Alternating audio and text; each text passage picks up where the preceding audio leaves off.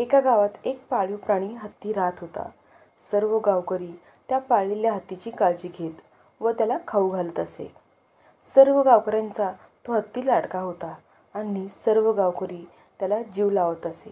हत्ती रोज सकाळी गावातील मंदिरात जात असे. रोज मंदिरात जाताना तो हत्ती एका फुलाच्या दुकानात थांबत असे. दुकानदार रोज फुले त्या हत्तीच्या सोंडेत देत असे. हत्ती तो फुले सोंडेत घेऊन मिरवत मिरवत नेऊन मंदिरात जाऊन देवाच्या चरणी वाहत असे. हत्ती ज्या प्रकारे फुले मिरवत नेत आणि मंदिरात जाणे लोक आनंदाने बघत असत. लोक हत्तीचे कौतुक करत असे. हत्तीची श्रद्धा हा सर्व गावकऱ्यांच्या कौतुकाचा विषय झाला होता.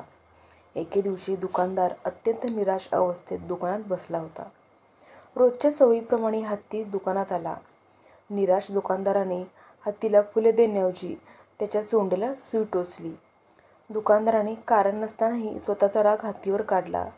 हत्तीला फुले देण्याऐवजी हार ओवण्याची सुई जोरात टोचवल्यामुळे हत्ती दुखावला गेला व त्याला त्या दुकानदाराचा राग आला.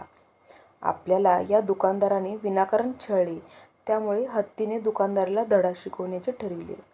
दुसऱ्या दिवशी हत्तीने दुकानाच्या जवळ वाहणाऱ्या ओढ्याच्या पाण्यातून चिखलयुक्त पाणी सोंडेने भरून घेतले. हत्ती शांतपणे दुकानदाराजवळ आला.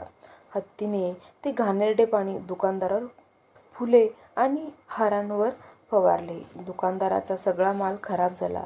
त्याला स्वतःची चूक कळून आली, मात्र त्यासाठी त्याला मोठी किंमत मोजावी लागली. तात्पर्य जसास तसे.